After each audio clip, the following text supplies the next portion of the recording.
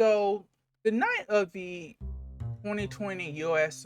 Presidential elections, I remember, hearing criticism of the winner about how they basically underperformed. They should have did better, given who they were facing and whatnot. And I was sort of thinking maybe you were being a bit too harsh on the winner.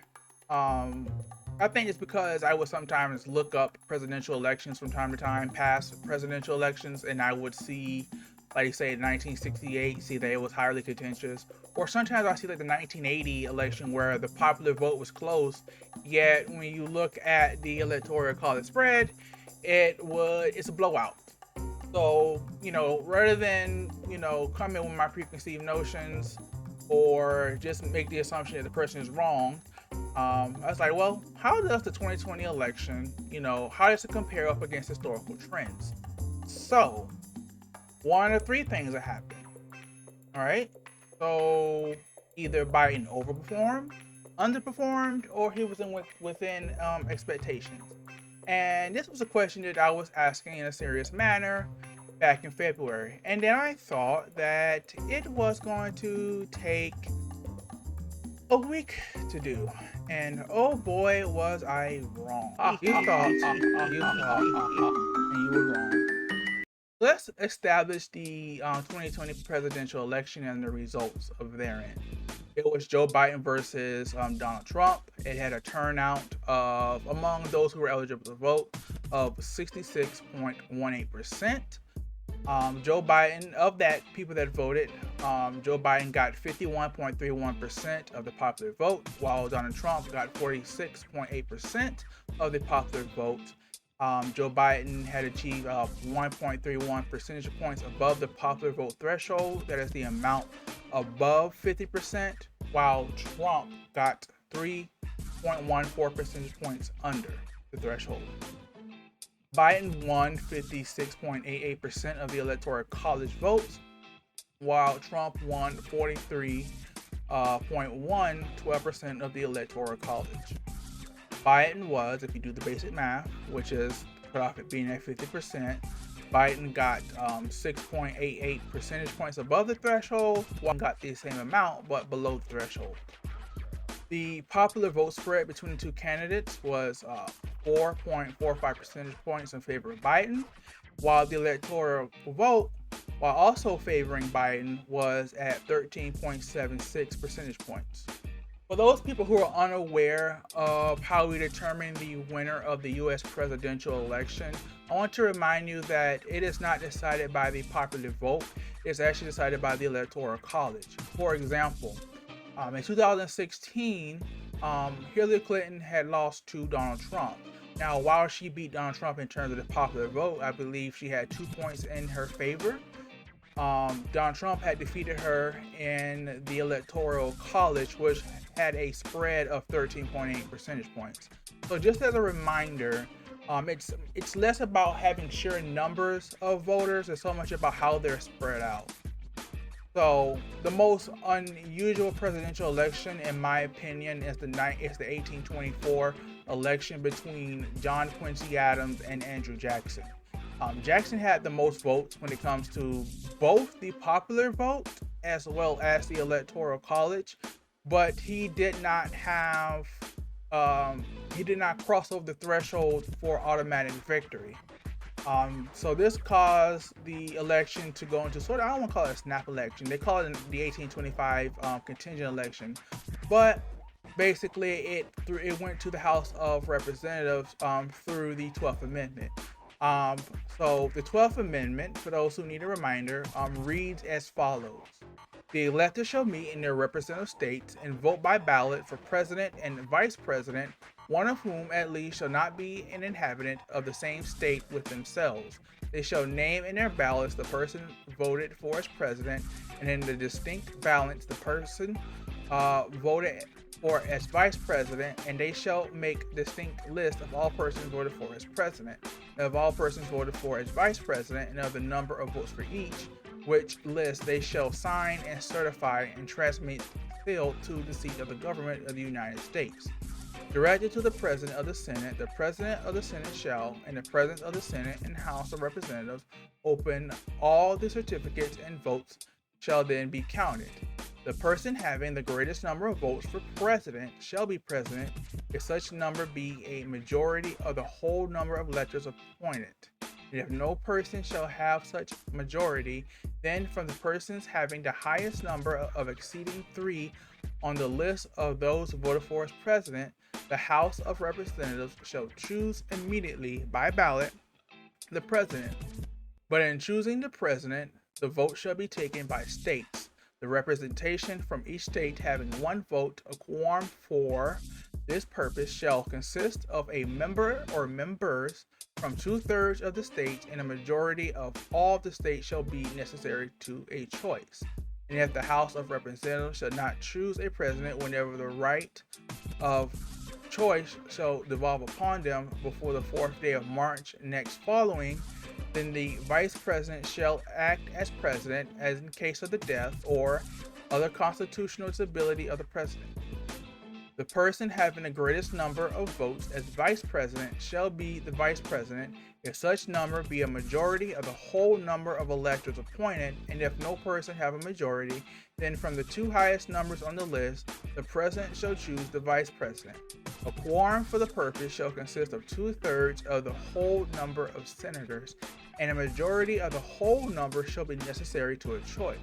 But no person constitutionally ineligible to the office of president shall be eligible to that of vice president of the United States. So, in the House, Quincy Adams won. The bare minimum votes needed to become the president at 13 out of 24. Jackson got 7, and the remaining 4 votes went to William H. Crawford.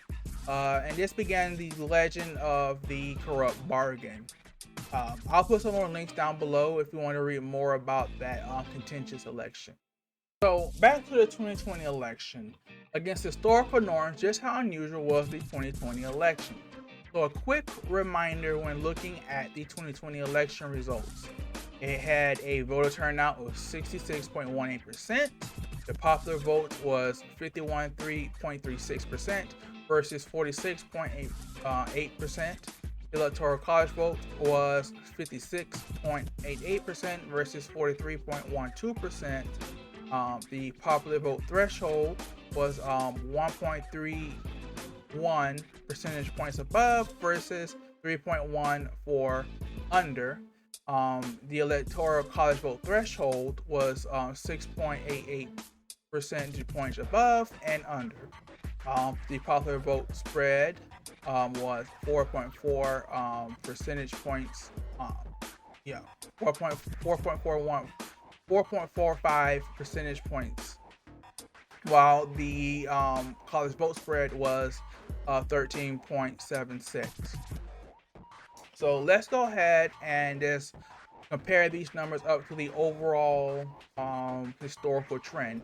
And in order for me to get these numbers, I basically had to compile, including the 2020 election in this data set, 59 election data results into this. Ooh, was it a mess?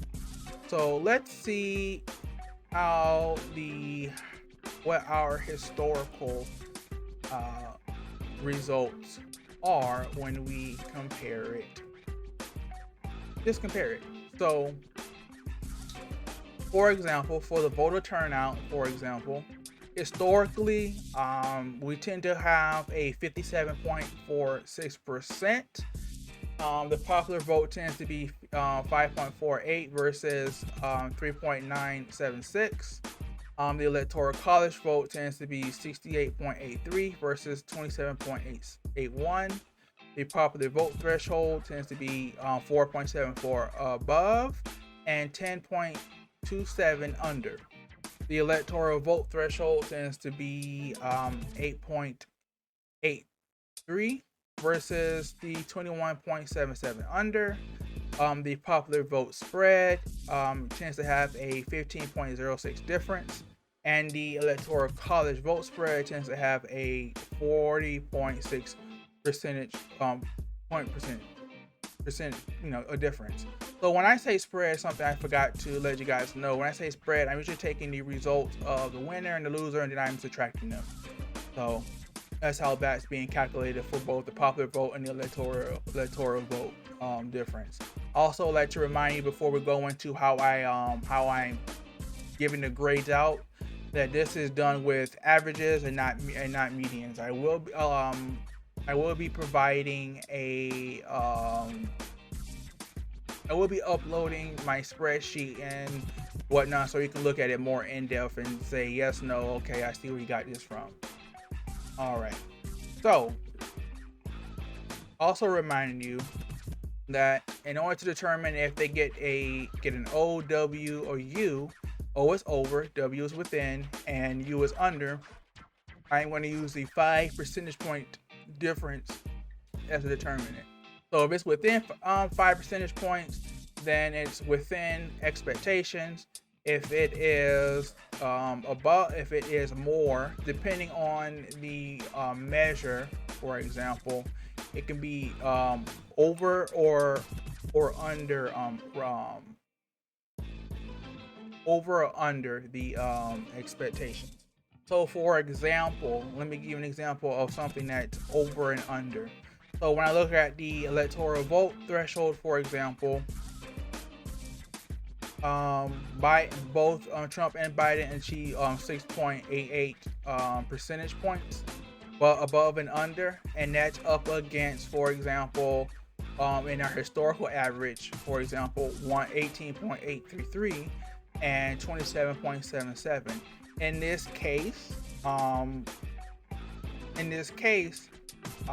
Biden's for Biden, for example, he is under 5. He is more than 5 points, but less than the historical average, so he's under.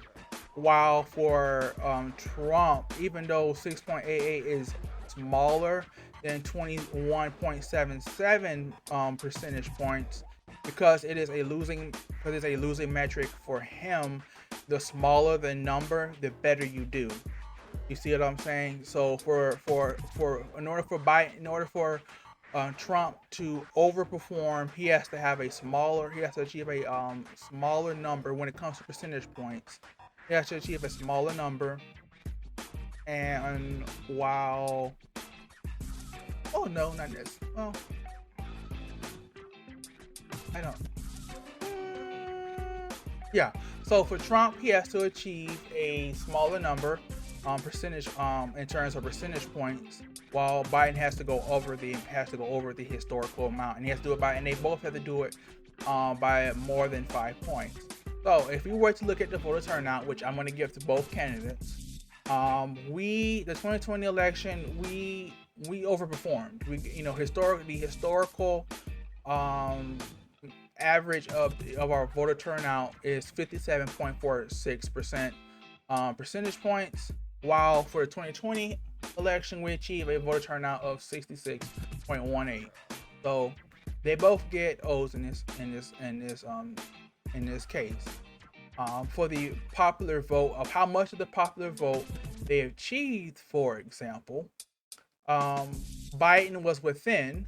He's 5.136, up against a 54.8 historical average, puts him within 5 percentage points, which means he's done within expectations.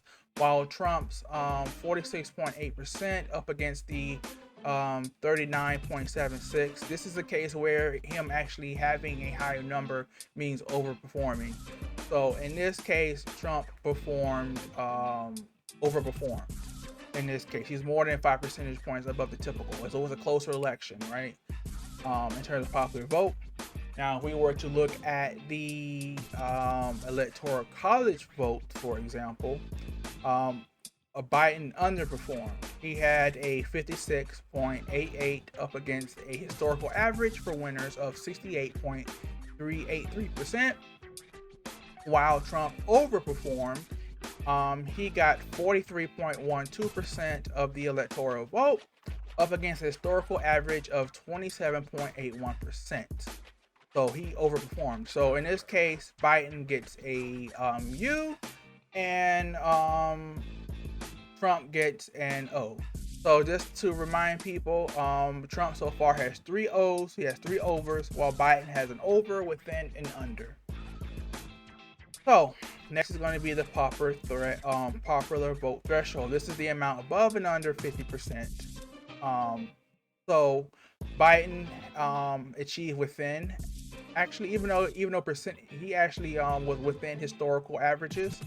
Um, the It's a 1.31 up against a 4.79 historical average, while Trump overperformed at 3.14 up against a 10.27 historical average. And I just want to remind you at this point, like I said, I wanted to remind you that at this point, the smaller the number for Trump, the better. The higher the number for Biden, the better for him. Just a reminder, we're kind of reversing it now. So, no, I'm sorry. The boy, I am a mess. I think it's high. I'm sorry. The smaller it is for Trump, the better, and bigger for Biden, the better. I mean, I'm sorry. Bigger for Biden is good. Biden needs big numbers, and Trump needs smaller numbers in order to get into the overperformed section. So, so for the electoral vote threshold, for example, the 6.88 that they both achieve above and under, for Biden, he underperformed by more than 10 percentage points, while Trump overperformed against a historical average of 21.77. And just to remind you, for Biden, the historical number is 18.83. Now, for the popular vote spread, that is taking how much of the popular vote the winner got, and then subtracting it from the amount of the popular vote that the loser got. That's how you get the spread for both the Electoral College as well as the popular vote. And in this case, with 4.45 4.5 performance up against historical 15.05. In this case, Biden needs bigger the number, the better. He massively underperformed, more than 10 percentage points underperformance. Now, when we're talking about the Electoral College spread, in this case, the bigger the better. Biden also underperformed. This is a 13.76% percentage point difference up against historical 40.6% point difference. So just to sort of tally it together, Biden has an over, within, under, within. So basically, Biden has a score of 1 over, 2 withins, and 4 unders, while Trump scores 7 overs in this case. So what does that mean? So we have 7 different scores in this case. It's going to be a clear case that Trump overperformed in this case. He pretty much overperformed in every category, while the only metric that Biden had overperformed in was the shared voter turnout, and only 2 of his metrics were within. It seems that what has happened is Trump was just very, very competitive. We can debate why, but with this metric, I can say that my assumption that the 2020 election, in terms of the results, when you compare it up against the historical average, was wrong. Gonna find out that the 2020 election, the winner massively underperformed. It wasn't a total blowout. He didn't get 1 win and 1 over and then 6 unders, but where it counts, and particularly in the electoral vote, he got blown out real bad, really, really bad. So it looks like if you were someone who was doing election coverage around that night, and you were saying, hey, the Democrats, they underperformed. Yeah, they won, but they should have done better than this up and against historical averages. It's very well true. Now that I have gone and finally got my answer of how the previous election compares up against the historical norms, I just wanted to clear a couple of things here and there. Like I said earlier, I'm using averages rather than the median. I will be providing the spreadsheet file with the median numbers where you can, if you want to do the medians instead for yourself, I'll make that available to people who want to take a look at that. I want to say my results have an error rate of 5.08%. That is because I'm calculating that as the first two elections. The way that's being calculated is very weird, and so I may have entered the data in that wrong. I've gone and changed it so many times.